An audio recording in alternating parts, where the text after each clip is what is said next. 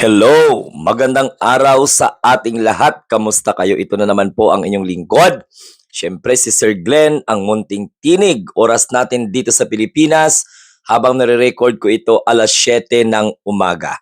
So Lunes, March 31, 2025. Anong pag-uusapan natin ngayon? Tungkol po sa Duterte Youth Party List na pinadidisqualified sa Commission on Election. Grabe, no? Sunod-sunod, sunod-sunod talaga. Alam natin mga kamunting tinig, pero bago po yan, kapag bago pa kayo sa aking channel at na-recommend ng YouTube ito, please, no, kung gusto ninyo, wala namang pilitan, pwede kayong mag-like, share, at saka subscribe. Importante po yan. Oo, importante po yan sa amin ng mga content creator. Alam mo naman, di ba? Pag once maraming like, maraming share, at maraming subscribers, ay naturalmente, kumikita kami. Oo, di ba? Maraming salamat. Tulong nyo na lang po yun sa aming mga content creator na hindi po nagpapakalat ng kasinungalingan. Pro-government kami eh. Hindi na namin kailangan magsinungaling para iangat namin yung gobyerno kasi nakakahiya mag-live-live ka dito katulad ng mga Duterte diehard supporters ng mga vlogger na mga tinaguri ang mga fake news peddler. Okay, so ito po yung pag-uusapan natin, ha? DDS, makinig kayo dyan. Siyempre, binabati ko ang lahat ng membro ng Munting Tinig Community sa mga nagpa-member po. Kasi meron na tayong almost, may mga 33 members na yung channel na ito. At salamat po sa inyong financial help. No, okay? So ngayon, anong pag-uusapan natin, Sir Glenn? Bakit kailangan pong importante po ba yan? Pag-usapan itong Duterte Youth Party List na ito. Alam naman ninyo mga kamunting tinik na itong Duterte Youth Party List na ito ay isa sa mga party list na kung saan napaka-loyal. Oo, napaka-loyal sa Duterte. Okay? Kay matandang hukluban na nandoon na po sa dahi ngayon. Nag-aalboroto yung kanyang mga kaalyado kung bakit daw di umano kinidnap ang tatay nilang 80 anyos na. Kawawa naman, oo, may sakit na, wala nang nurse na nag-aalaga, etc. etc. Ito mga kamunting tinig, mayabang to eh, itong Duterte Youth Party List na to. Na-remember mo, oo, na-remember ninyo sa congressional inquiry. Naku, Diyos ko, parang nag-manifestation pa itong Duterte Youth Party List representative na asawa ni Cardema. Bakit? Ano po pala yung mga ground na pinapadisqualified? Siyempre, yung mga technicalities, hindi na tayo mag-dwell doon. Pero, ang unang nakikita ng mga election watchdog, grupo ng mga kabataan na nag-file para i-disqualified ito, yung mga Diyos ko, entry of registration, o another one, yung overage, yung kanilang mga nominee, tapos papalit-palit ng kanilang mga nominee, at ito pa, bakit kailangan may Duterte Youth Party List? Anong sektor ang inipresenta niyan? Pagbutuhan naman, di naman kabataan yung magbuboto, pati naman mga matatanda. Tapos, Duterte Youth Party List.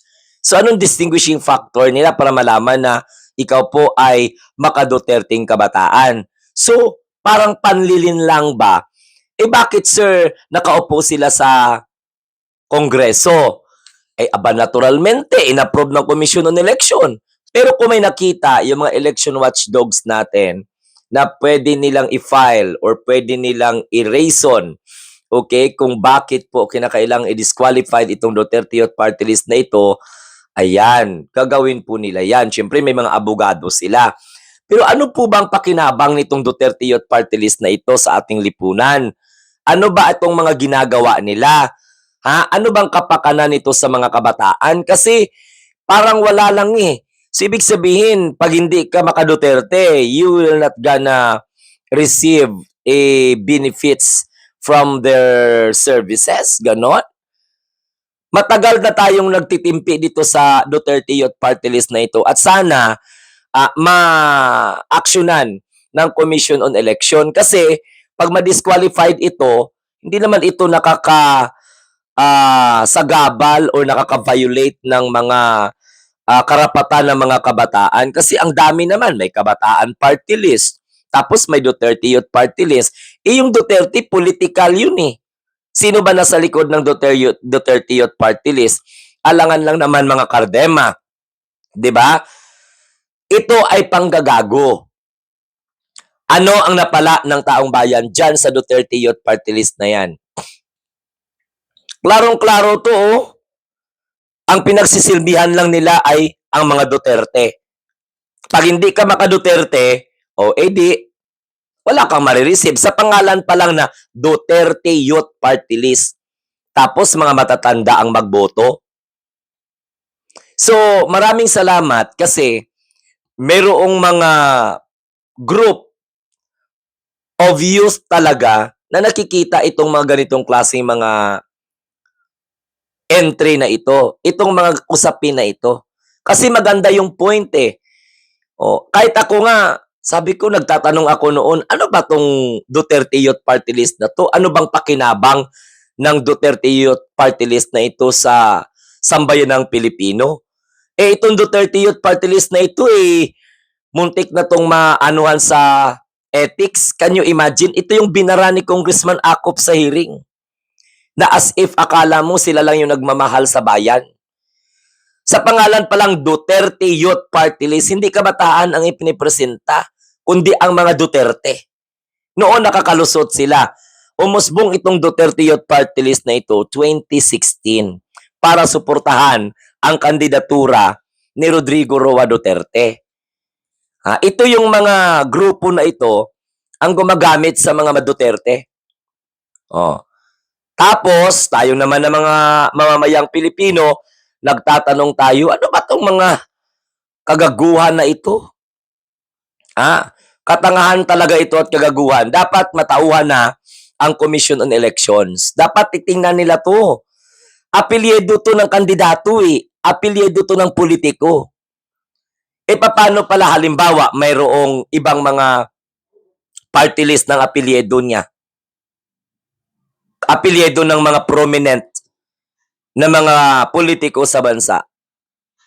So ano ba yung goal ng Duterte Youth Party List? Kayo, mga kabataan dyan, okay lang ba to? Pero grabe naman, dobling dagok to. Dobling dagok to sa mga Duterte supporter. Sasabihin naman ng iba, ay grabe na, pinag-iinitan na talaga ang mga Duterte, pati Youth Party List, pinapadisqualified na. Wala nga pakinabang ang taong bayan dyan. Ang nakikinabang lang dyan talaga direct, yung mga Duterte kasi, yun yung kanilang balwarte. Tapos kukuha sila ng pondo sa gobyerno, pinapasahod sila ng gobyerno, tapos Duterte Youth Party List. Dapat marginalized sector. Dapat tingnan din ng Commission on Election yung mga provision sa pag-a-approve. Baguhin ninyo ang inyong COMELEC rules. Commissioner Garcia. Aksyonan mo tong reklamo ng tong mga kabataan na ito. Hindi ko na kailangan pang i-play tong mga videos na to. Syempre, mayroon talaga kasi pinapadisqualified. Pinapadisqualified talaga, pinapakansila ang kanilang tinatawag na Certificate of Candidacy. Papalit-palit. Maganda yung point na inano ng mga kabataan dito. Okay? Gusto ko lang i-play sa inyo kasi para naman malinawan kayo ba? Malinawan kayo. So ito yung mga bagay na dapat nyong malaman kasi an act on petition to cancel Duterte Youth Party List registration. Yon. So mainit-init ito na balita para malaman ng lahat, no? Kasi ako hindi ko lubos maisip kung ano ba talaga yung rule na ito. Ano ba talaga tong Duterte Youth Party List na to? Ano bang pakinabang nito sa bayan?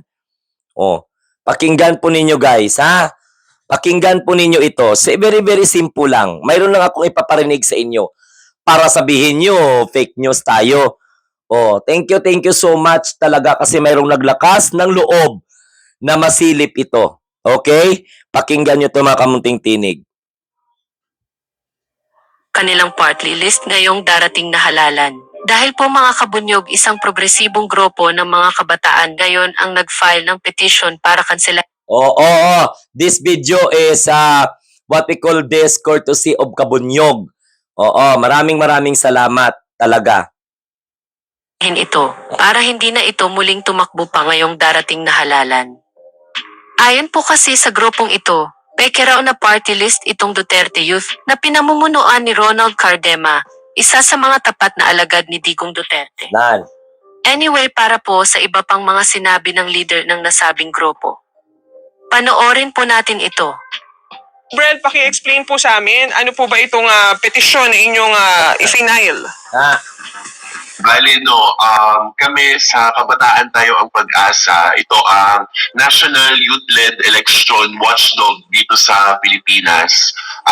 In-urge namin ang Commission on Elections, so ang COMELEC, na i-urgently resolve ang mga petitions regarding na lamang sa void ab initio na registration ng Duterte Youth. Pag sinabing void ab initio, ito ay, ibig sabihin nito ay void from the very beginning ang registration ng Duterte Youth. 6 years na, 6 years since 2019 pa na nakahain itong case na ito sa pag-disqualify sa Duterte Youth Party List. Pero hindi ito naresolbahan ng COMELEC mismo. And maraming mga grounds ang Duterte Youth sa kung paano ito ka-disqualify. Tulad na lamang ng defects nito sa COMELEC registration, yung mga overage nominees nila, yung mga last minute na mga substitutions, and then yung mga grave na misconduct o ng violence, pag-advocate ng violence ng ito ay kumakampanya. And then ang mismong Duterte Youth Party List, known siya for circumventing election rules. Kumbaga, dun sa pag-circumvent ng election rules, hindi na nga lang last minute yung kanyang pag-substitute ng mga nominees na overage. Dagdag pa dito ay walang publication at walang public hearing na nangyari para i-declare sila sa kanilang panganindutura. Kaibahan sa iba pang mga party list na tumatakbo sa isang party list system. Kaya ginigiit ng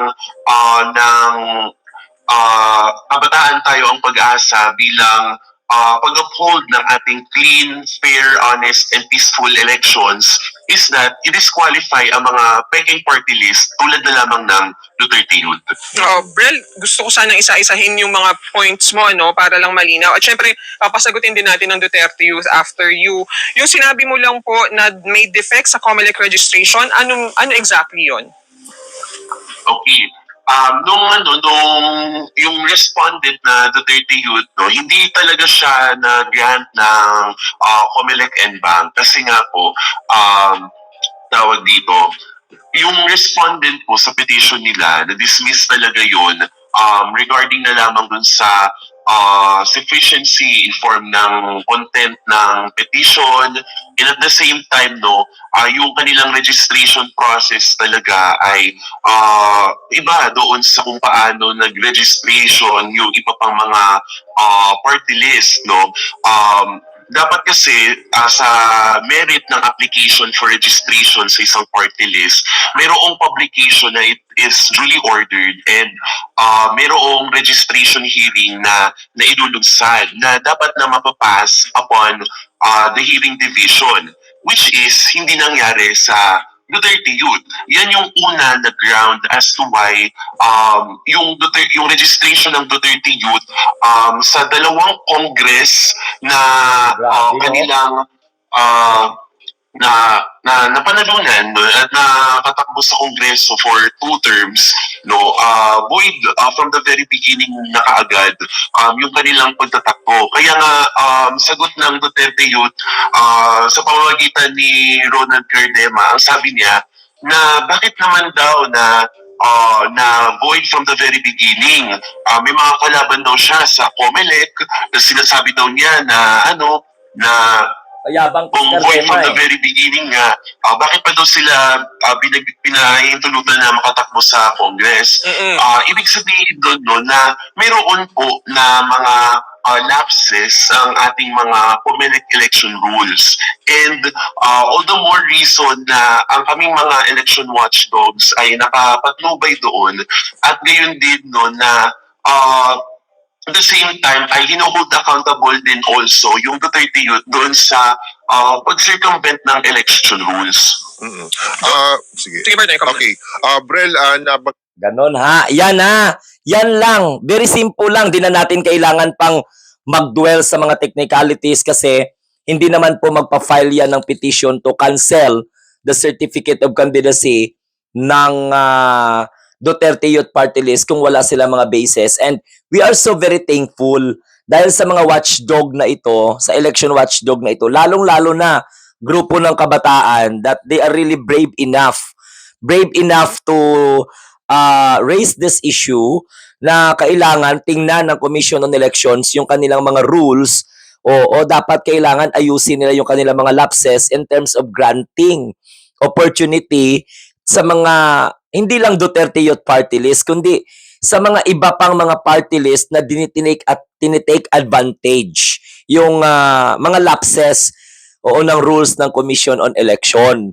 So mga kamunting tinig, ito'y malinaw na talagang this is already one of what we call this good intentions naman. Kasi may mga points na diniscuss yung mga petitioner na kung saan ay valid na dapat tingnan, i-review ng Commission on Election so that they will be able to discover and determine what particular lapses o sa mga batas nila na kailangan nilang ayusin at bigyan ng remedyo. Papalit-palit na mga nominee in a last minute, overqualified, overage yung kanilang mga nominees. Kasi ito dati si Cardema, yung lalaki, yun yung Duterte Youth Party List. Dating National Youth Commissioner eh. So matapang to, asawa to ng congressman na ngayon nakaupo, incumbent, na nagwawala-wala doon na akala nila siguro yung kumampi kay Sara Duterte. Pero ganun pa man, to make the story short, mga kamunting tinig, ito na naman po ang magiging reason, magiging dahilan ng kampo ng mga Duterte na magyayaw-yaw-yaw na naman sila at sasabihin, ginigipit na naman kami ng gobyerno, ginigipit na naman ang mga Duterte dahil pinapa-disqualified o pinapa-cancel itong certificate of candidacy ng Duterte Youth Party List. Kasi ako noon talaga, na-content ko na to, itong Duterte Youth Party List na to, ano bang pakinabang ng taong bayan dito?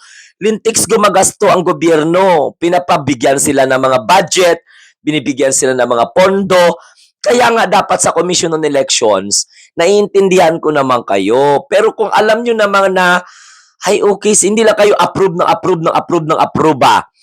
disapproving the registration of any particular party list, it doesn't mean violative sa constitutional rights. Ang dami ng mga youth organization, kabataan, party list, ang dami na, hindi, Diyos ko Ginoo, dagdagan pa ng Duterte Youth Party List, apelyido ng politicians to. Pero, ayan. So, anong masasabi ninyo? Anong masasabi ninyo mga kababayan?